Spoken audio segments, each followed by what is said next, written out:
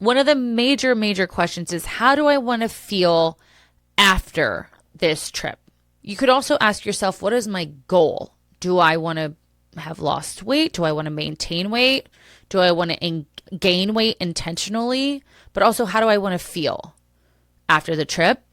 Welcome to the Mindset Mirror Connection podcast, the podcast where we debunk the eat less, move more, shrink more mentality and focus on what really matters, which includes your relationship with your body, food, self-worth, and the behaviors that align with all of those. I'm your host, Christina Hathaway, licensed therapist with specialized training in food and body obsession, certified personal trainer and nutrition coach. At the Mindset Mirror Connection podcast, we believe what you say in your mind, you see in the mirror. So let's have a conversation about that. Before we get into today's episode, I want to make sure you subscribe to this YouTube channel. Also, if you don't want to miss any content that's being dropped, make sure you hit that notification bell as well. I also want to know who are the people you want to hear from on this show and what topics would you like me to continue to cover. Thank you so much for your continued support. Now, let's get into the episode. What's up, guys? Welcome back to the Mindset Mirror Connection podcast, and happy 6th day of holiday or Christmas, as we are going to be talking about trains, planes, and automobiles, how to survive holiday travel. This particular episode actually came out of a webinar that I used to do every single year. It is jam-packed with information. So if you are traveling this holiday season, listen all the way through, take your notes, because you're going to set some intentions. I'm going to teach you how to pack, what to pack, how to eat, all of those things. So you definitely want to pay attention to this. I'm so excited about this episode. Thank you, by the way, for taking this time out for yourself to learn something about your physical and mental health. You should have so much freaking gratitude towards yourself, especially this time of year. This might be the only time you step away and do something to learn, to prepare. And I'm so thankful that you chose to have me in your ears. So I love that for us. And we're talking about travel. Now, for those of you who don't know, I used to travel for work all of the time. Also, I work with some really high level individuals who travel the world. One of my clients just did our world tour, as we call it, where this individual goes to various parts of the Middle East and Asia.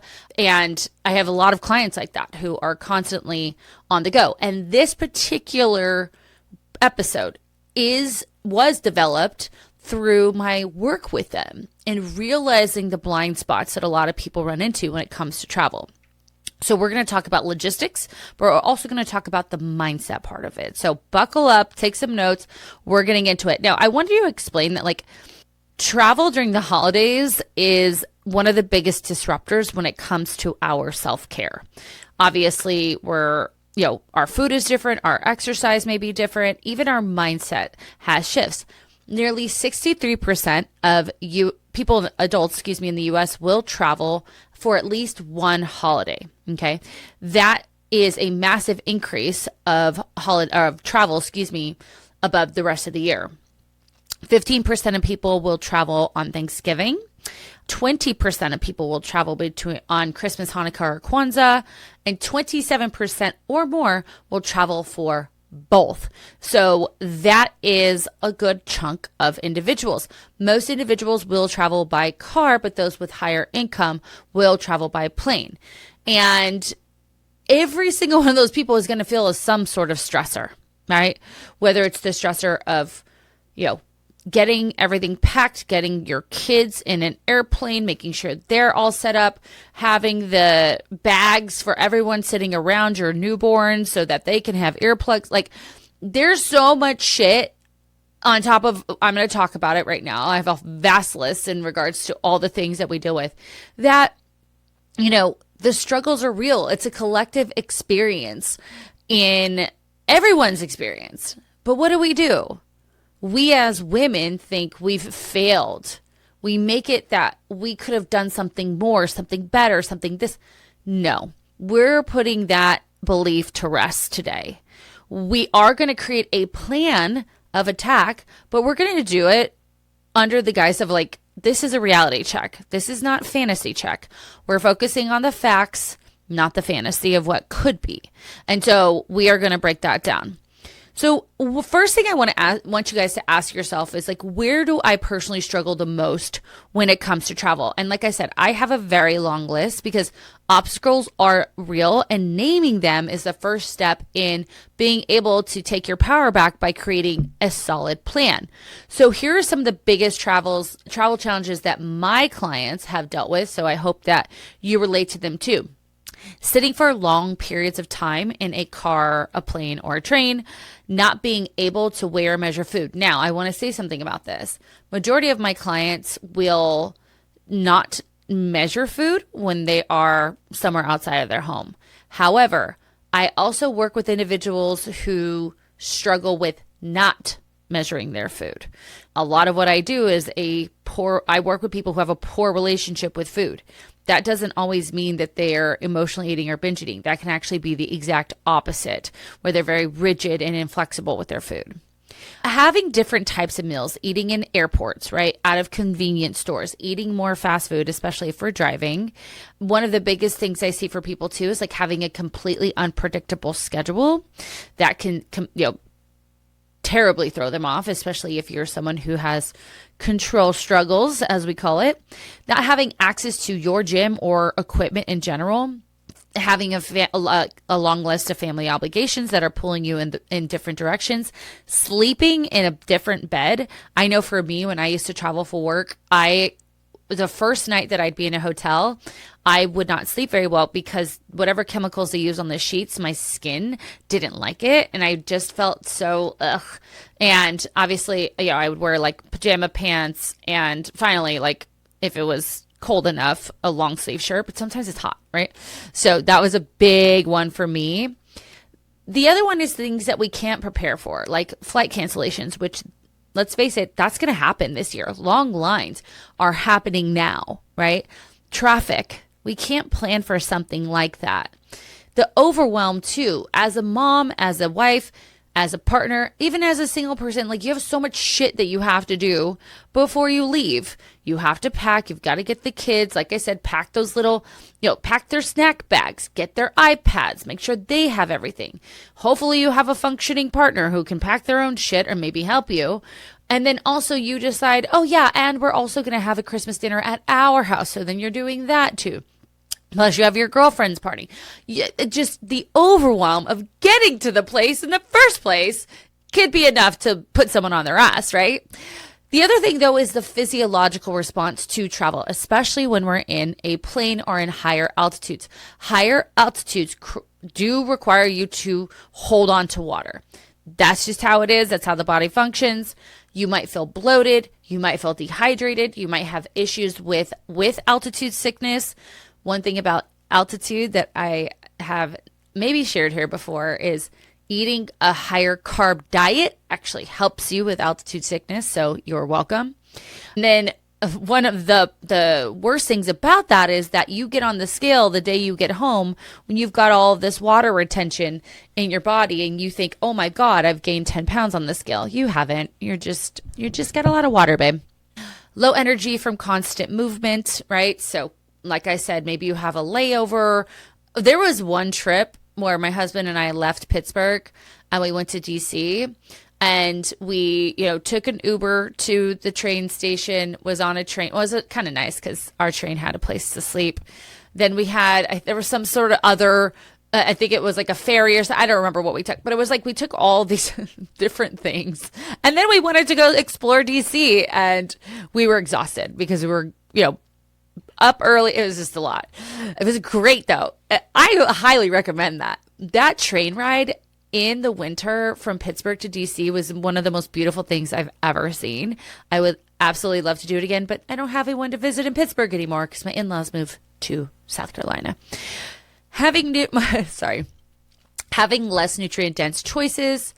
And the biggest one, listen to me when I tell you, if this might be something you don't even realize that you struggle with, is not setting yourself up for success once you return home. I will talk about that. Are you the person who's like, well, we didn't have anything in the house because we ate all of our fresh food, so we just kind of ordered out for the next 2 days? You know how many fucking times I hear that? And I've heard enough that that's no longer an excuse, because I have said, no, we're going to create a plan for that too. Okay. These challenges are real. You're not failing. You're not making it up in your head. Like, this shit is real. And I'm guessing there are ones on here that I haven't even said. So please put them in the comments, because I would love to hear about that. Now, those are the logistical challenges. Let's face it, there is a huge mindset challenge that happens during this time of year, especially when we go in vacation mode. Now, for me, vacation mode is me being on a beach somewhere and an all-inclusive. But for some, vacation mode is going to grandma's house, getting on an airplane. I mean, how many of us go to an airport at 6 a.m. and it's perfectly fine to get a Bloody Mary, right? Me included. Airport rules are different, right?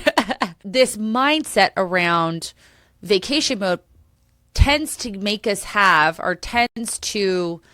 allow us to have mental passes. And the ones I'm talking about. Vacation calories don't count. This restaurant isn't at home, so I have to have it.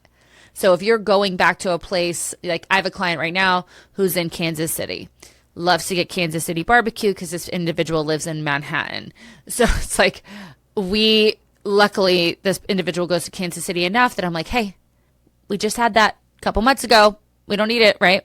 Or I have a lot of clients who are from Europe and they live in the States, so they will fly back to Europe and they'll get all those little pastries and patisseries and all of the things that are delicious, but they overdo it, right? It's the holidays. I'm allowed to overindulge. I need these particular snacks when I'm in the car. My husband absolutely needs sunflower seeds and like an energy drink. Now, I allow him to do that. I mean, he doesn't ask, but because I don't want to drive. So do you, boo. Whatever you need to drive the car, I'm with you on it. What else? I don't have time, or because I don't have my equipment or my gym, I can't possibly work out. I'm not tracking anyway. Again, majority of my clients are not going to weigh their food, but we're going to have some sort of sense of accountability around their food when, if that's something we choose to do. Now, there will be clients that do not track, and that's totally fine too. However, that's going to be the client who has the true confidence, not the false confidence, who has true confidence in eyeballing food, ensuring they're getting enough protein in. This is someone who's done the reps sets and increase the weights, progressive overload in regards to their capabilities around food. And that's great. But for some people, they'll say, well, I'm not tracking, so then I can do whatever I want because my coach isn't seeing it, which is a whole nother issue. This is my chance to let loose, let go. I've had such a hard year. And also, the biggest one that diet culture, marketing, and media wants to tell you is okay is I will make up for it later. Later usually being January 1st. Now, I want to say something about the I will make it up later when it comes to holiday overindulgence, because I love to indulge. We don't need to overdo it. This is a form of self-sabotage. Now, self-sabotage for a lot of people, they think is this kind of repetitive thing, month over month or week over week. It's happening more often. However, there are seasonal sabotages that we do, especially in this season. And then we use January 1st in our New Year's resolution to lose weight as a solution to a sabotage. It is absolutely not. It is actually only exacerbating that sabotage pattern. And I think it's incredibly important for y'all to recognize that. I've said this multiple ways. Why? Because it is incredibly important to understand how that mindset is starting you off in this deficit, thinking this is a solution to this problem that I have, when really it's just something that extends the problem itself. So I just want to say that. Okay, so those are the thoughts. So we talked about the logistics. What do you deal with? What do you struggle with the most? Pick 2 or 3. And then the mindset. What is my mindset struggle the most? Okay. So one thing I want to add in that's not, I don't believe it's in my notes here, is I want you to think about intention when it comes to really anything. But we're going to talk about your intention around travel. Now, for a lot of you, you're going to see people that you don't normally see.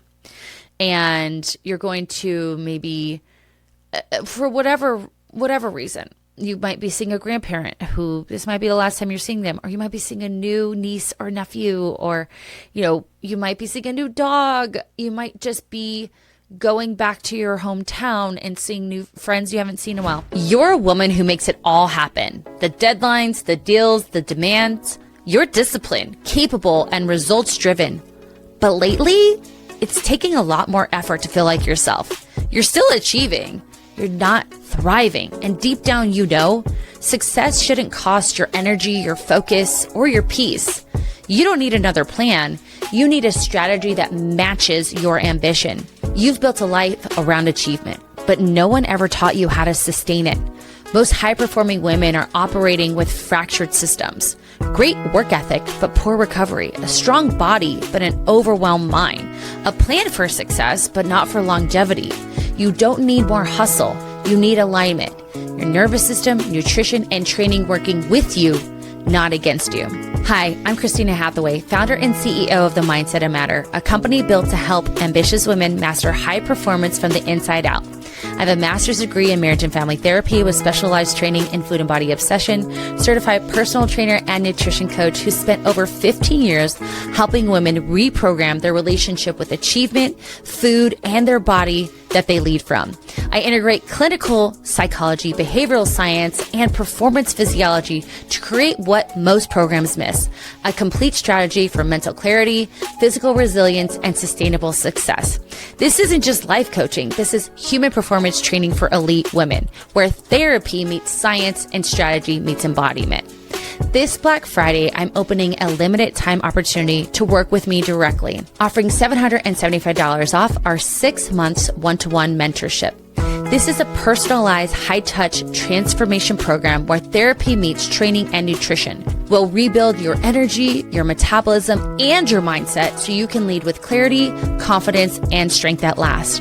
Or also $775 off our 6-month group mentorship with Coach Liv, with my direct oversight and involvement in monthly calls. Same science-backed framework delivered in a community for women who want accountability, precision, and power alongside other overachievers. There are no strict meal plans. There's no hustle culture. There is no one-size-fits-all routines. You'll get an evidence-based system that blends therapeutic insight to regulate your nervous system and rewire your relationship with yourself, nutrition strategy to fuel your focus, stabilize your energy, and restore metabolic health, performance training that builds strength, stamina, and resilience without sacrificing your recovery. Because structure isn't the enemy, misalignment is. When your body and mind are optimized, you don't just get results, you keep them. This is the blueprint for you to become unstoppable. This Black Friday offer is open for a limited time only. When it closes, it closes. No extensions, no exceptions. If you're ready to stop settling for functioning and start operating at your full potential, this is your power move. Because wellness isn't self-care, it's a performance strategy. And the women who understand that, they don't just succeed, they lead this standard. The Mindset That Matter, where therapy meets physiology, where high-achieving women come to lead stronger, think clearer, and live with unmatched power. This is a really important part of the season in recognizing the beauty of it and the gifts of it. And I talk about this a lot. I've talked about it in the past few episodes in the 8 days of Christmas. And that intention that you set should really be around that, right? Around enjoying the people, around love, around connection. So that should be a part of your intention. I want you to set an intention too that is around adaptability and flexibility, okay? Adaptability around food, flexibility around exercise, flexibility in your mindset. And understanding that you, when you travel, are going to really be kind of playing Frogger when it comes to trials, tribulations, challenges, barriers. And just like a frog, we're going to hop, skip, and jump past them as best as we can. So I want you to set, first and foremost, before I get into like the actual planning process, I want you to set an intention. What is your intention for this travel? What is your intention while you are there. A beautiful thing about flexibility is that flexibility allows us to bring two things together. So I can talk with grandpa while I am we're walking around the backyard, or maybe grandpa wants to go for a walk, right? I can, meet my niece and, hang out with my sister while walking my niece around the park. What I mean by that is we can bring things together. Or I can help my mom by going to the grocery store. And then when I'm at the grocery store, I throw a couple of things in that anchor me. Okay, so I just wanted to say that. Okay, so set your intentions. And we're going to talk about, what do I want to go next? I'm going to come back to reframes because I think that'll be important. But set our intention. Next, let's just talk about packing for success. When we are packing, once we can manage the mental clutter, right? The mental baggage, we want to talk about your literal baggage. Packing for success is a skill, right?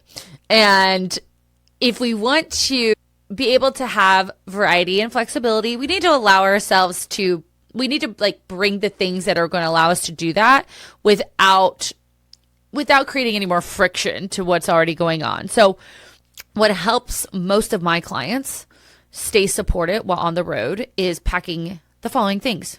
Workout clothes. I know. Y'all know what I'm talking about though. You know that you'd be like, well, I don't have any clothes. Yes, you do. Even if it's something like right now, I have on this little cute Christmas sweater and I have these joggers that I could just wear to the mall too, right? So stuff that is like athleisure that could be universal, like whether I wear it out and about or I could work out in it. Pack your workout clothes, pack your sneakers. That's another one. My friends tend to do this when we go on vacation. Now, of course, I am not their mother.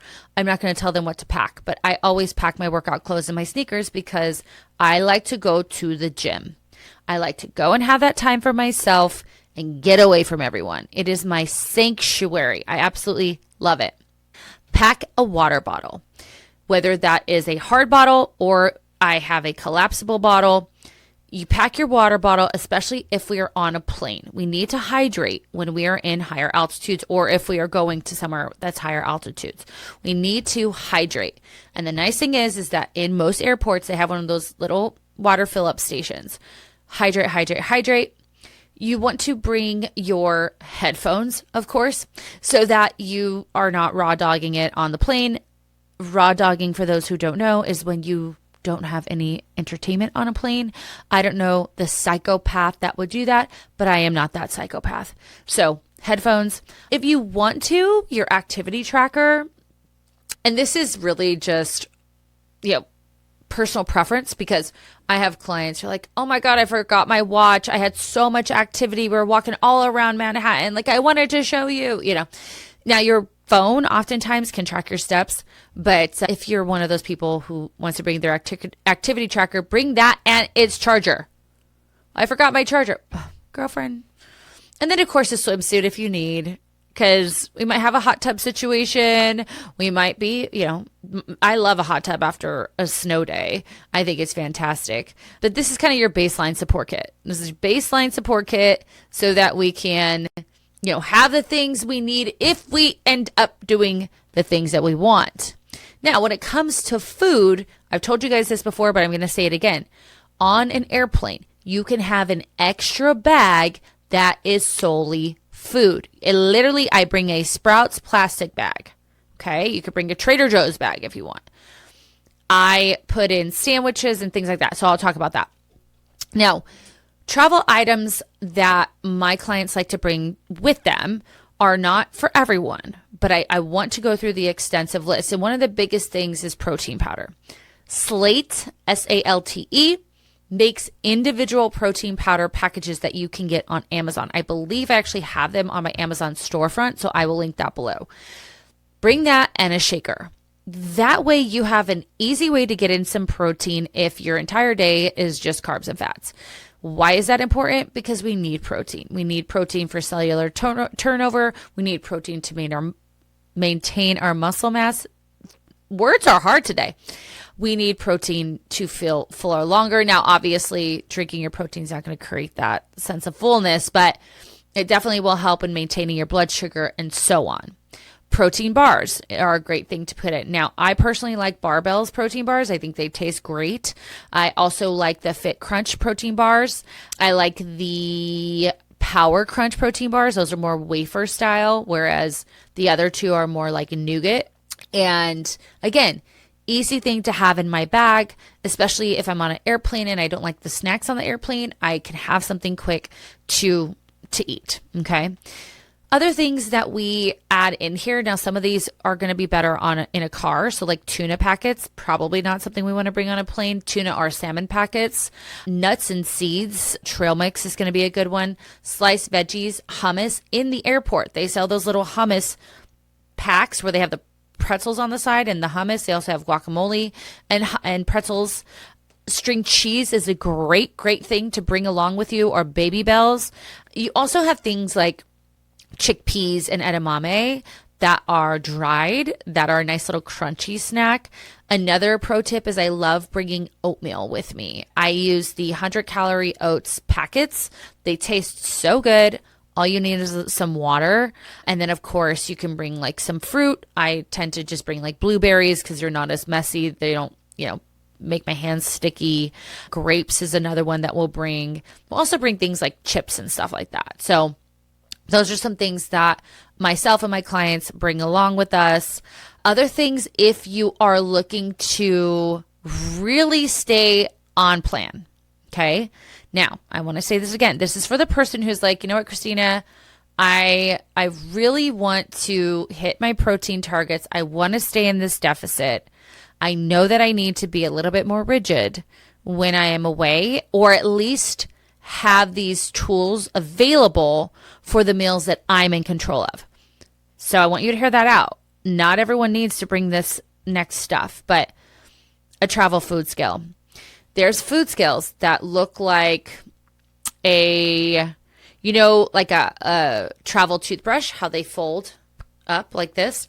There are food scales that are just 2 arms that you can bring. They're jewelry scales. Jewelry scales, drug scales are what my clients have called them. Those are little scales that you can bring if you want to, okay?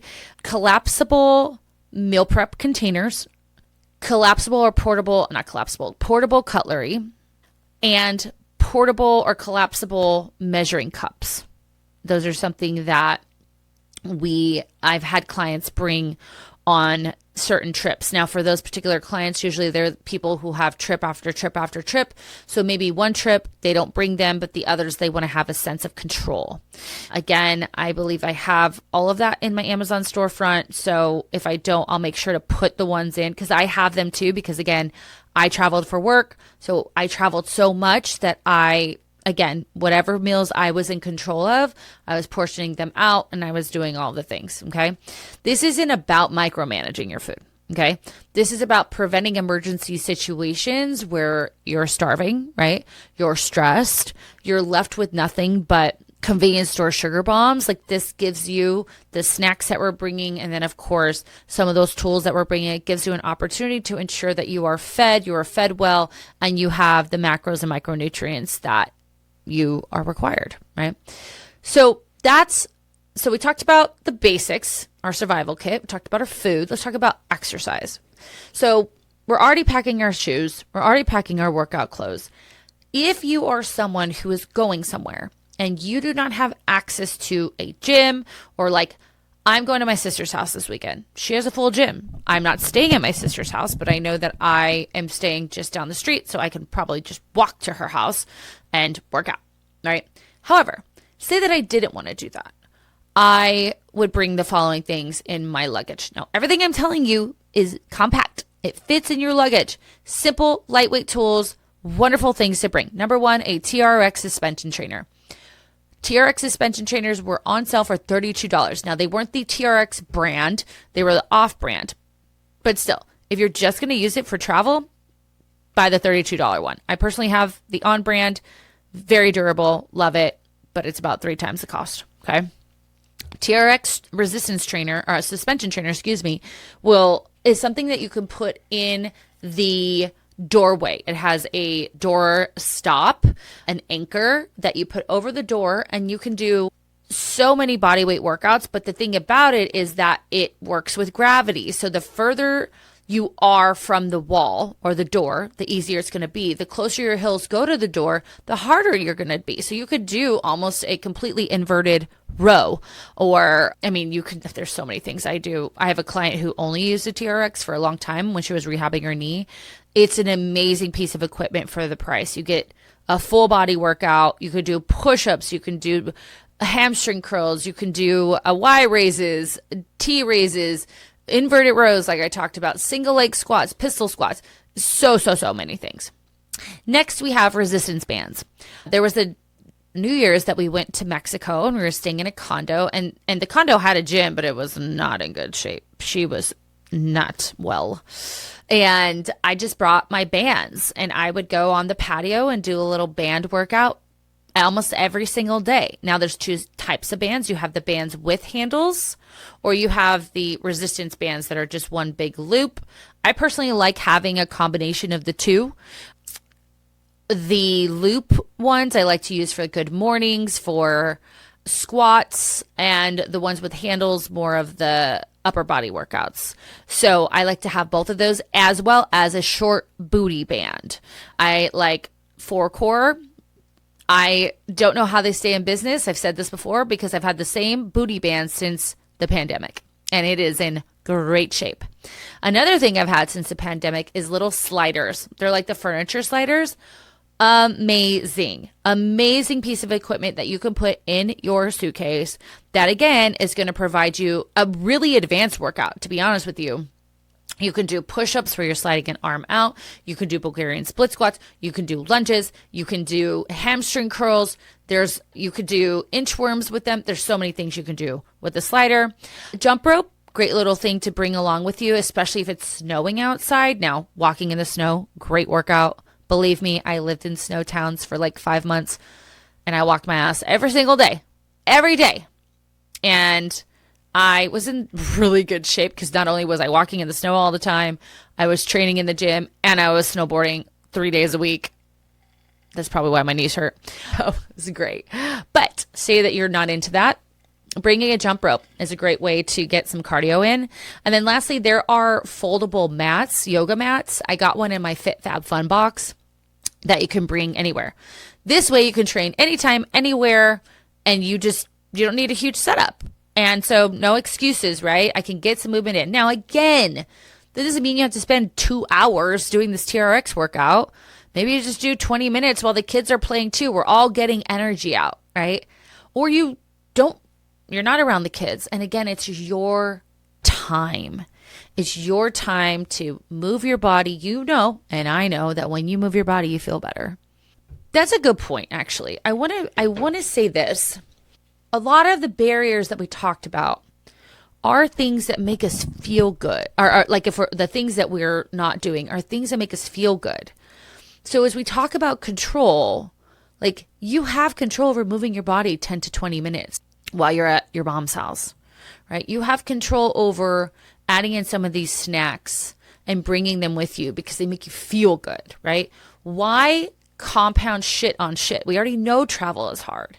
So why compound that with, now I'm not working out, now I'm eating like shit, now I'm not hydrated, now I'm drinking all the alcohol, right? Decide what are your musts, what are your nice, and what are your skips, which I'll talk about here in a second.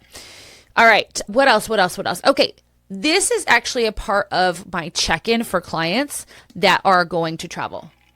So this is what I ask them, and this plan will center around their intention. So I ask them to set the intention first, and they will answer the following. So answer this yourself. How will I track my food? Am I going to track it in my Fitness Pal? Am I going to track it with the hand portions guide? For those who don't know what the hand portions guide is you use your palm as your guide. So, well, your whole hand really. So the palm of your hand and the thickness of your palm is about 3 ounces of protein. So you want to have one or two of those. Okay. A fist is the amount of veggies you should have. A cupped hand is a good amount of carbs that you should have. And then this tip of your thumb is your fats. Now that one's a bit harder, but you could say, I'm going to have 2 palm-sized proteins at each meal, right? For my particular clients, you guys can use the food journal. Obviously, you use my Fitness Pal, but how am I going to track food if that is my choice to do so? Question number 2, will I exercise, right? Will I be exercising? I want you to count sightseeing with that, because I know that, you know, when I go to Manhattan, when we go anywhere, we're walking a shit ton, and I definitely feel it, right? One of the major questions is, how do I want to feel after this trip? You could also ask yourself, what is my goal? Do I want to have lost weight? Do I want to maintain weight? Do I want to gain weight intentionally? But also, how do I want to feel after the trip? Again, we've already touched on this one, but it is in my check-in. What obstacles do I expect? Now, you already have a heads up on that because we already asked you that in the beginning. What are the obstacles that I expect? And what are my potential solutions? Which I've already given you some in packing, right? Can I handle if I see a shift on the scale temporarily? If it's a no, then we're not getting on the scale until maybe a week or so after. Okay. What passes mindset do I anticipate, and how will I reframe them? And then very important, how will I support myself when I get home? Will I set up a grocery pickup, an Instacart drop off? Will I meal plan the day I get home, or buy a meal plan service? When will be the first day I work out? And I want you to keep in mind, again, that jet lag. Okay. So like my client who just did the world tour, that person doesn't work out for at least 5 days. I want mobility. I want walking. Now, did they always listen to me? No. And did they always text me, I shouldn't have done that workout? Yes. So learn from them. Okay. When I'm talking about reframes, when it comes to mindset, I told you guys I'd come back to that. I'm just going to go over some that I have here that are reframes from the mindset struggles that we talked about. So vacation calories don't count. Calories count everywhere, and I get to decide how to use them. Love that. This restaurant isn't at home. I can enjoy this meal in moderation. Everyone expects me to eat. I can honor myself with boundaries and manage my own portions. It's the holidays. I'm going to allow myself to overindulge. Every day is a day where I choose how to fuel myself. So those are reframes that we can absolutely use, and obviously more, to help with number 6 on here. So again, just real quick, how will I track food without a scale? Will I be exercising? How do I want to feel after the trip? And then also, am I intentionally trying to lose weight, maintain weight, or gain intentionally? What obstacles do I expect, and what are my solutions? Can I handle seeing the scale shift temporarily? What passes do I anticipate, and how will I reframe them? How will I support myself when I get home? Then what do? We plan the food. We look up the menus ahead of time. We choose our meals. We track what we can. We use the hand portions guide. We do a grocery run when we arrive, if possible. Something easy. Choose a hotel with a fridge or a kitchenette. Now, it's not going to be the nicest hotel. Well, I shouldn't say that. The kitchenettes usually are not they're like your Marriott's. They're your Homewood Suites by Hilton. Like, you get it. But you'll be very happy that you do that. Obviously, Airbnbs are helpful. Pack your travel-friendly snacks. On the road, use a cooler. Bring a cooler. There's some really awesome coolers that you could put in your center console of your car that are like an add-on. I think you could get them on Amazon. I haven't personally bought one, but I should probably buy one. I should probably buy one for the trip we're going on. So use a cooler. Totally great. Track even if it's imperfect. If you're you know what? Now I want to say something about that. Just doing the motion of tracking and making sure that I'm going into my Fitness Pal every day and I'm putting something in will help you from getting back. And so a lot of people, they won't track. for 10 days and then they have a really hard time getting back to it. Whereas if you were to just put what you think you ate for those 10 days, you're not going to lose that routine. So that is incredibly important there. And then, of course, mind your portions. So when it comes to movement, check if the hotel has a gym. We at the Mindset of Matter have an on-demand workout training program that is a dumbbell-only program. Or if you're a one-to-one client, you get custom hotel workout programs because your girl will actually look up if your hotel has a gym. I'll look at what equipment I'm working with and I will create you a custom workout program. Another one too that I did when I was traveling the country is when we would take breaks from long drives, like if we were in a gas station, I'd have to get the dogs out to pee anyways. So I would just tell Mark, like, we're just going to take like 10 laps and we'd do the 10 laps and then we'd get back in the car just to get some movement in. I'd do a little bit of stretching too. Another great way to get some steps in, obviously walk that airport, baby. Love walking at airport. I was walking once and me and there was these 3 girls coming my way and I went the opposite way. And then we turned around and I saw them again. And then we turned around. I was like, you guys get your steps in. I absolutely love it. You also can work out before you leave. So for example, before Thanksgiving, I was leaving on Friday. So I just made sure I did my 4 strength training workouts Monday through Thursday. Now the way I have them set up is I'm able to do that because I'm not working the same muscle groups. And then of course, use your environment creatively. I have plenty of clients who just work out in their hotel room. We just do body weight workouts, or they might have like their suitcase or like one of those upholstered steps, and they might use that to do some push-ups, some step-ups, some tricep dips, right? Use your environment creatively. And then also too, I didn't mention this in packing, like pack what you like need for your health. So obviously pack any medication, supplements, make sure to pack those because I know for me, taking supplements for me is not a part of my routine still to this day. I skip it. And if I skip it, like it's kind of pointless if I skip it too long. So making sure you pack your supplements, bring that water bottle, of course, bring sleep support items. So that's another thing that I learned. So I bring melatonin and an eye mask, 1000% eye mask. I was in Manhattan. I think I told you guys this, and we were at the floor below the rooftop like club, and thank God that hotel had earplugs because it was rough the first night because I couldn't figure out how to put the earplugs in. Keep your schedule simple. Like, don't overdo it. I know that maybe you're going to your hometown and you want to see everyone. I want you to consider this. What if you go to one place and everyone that you want to see meets you there, especially if like they live there? Say, oh, I'm going to this bar or this restaurant or this park. How about y'all meet me here? I'll be here from this time to this time. And for those who can come, great. For those who can't, we can try to make it work, but we don't have to bend over backwards. Just keep your schedule simple. And then the final reminder, your travel plan does not have to mirror your at-home plan. It simply needs to be realistic, it needs to be adaptable, and it needs to be supportive of your goals. So that's that. I hope this was helpful, you guys. I want the takeaways to be setting that intention, understanding my barriers, using the stuff we talked about here today to create solutions to those barriers, and then having a plan for when I get home. That one, super duper important. So amazing. Travel doesn't need to pull you away from your goals. It doesn't have to be, absolutely insane and crazy.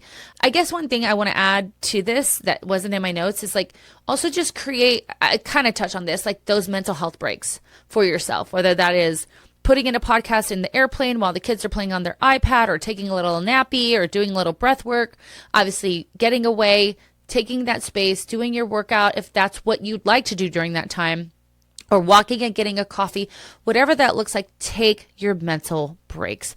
It will be so helpful for you. I hope you guys have the best holiday season. I'm going to talk to you again, but just safe travels to everyone out there. I ask you to have patience with the people working, have patience with yourself, have patience with other individuals. It is the holiday season, and we do not need to be cursing and throwing fits everywhere. We need to treat each other with kindness and grace and humility, especially the workers. Be kind to the workers. They are working on their holiday. So be kind to those folks. All right, guys, that's it.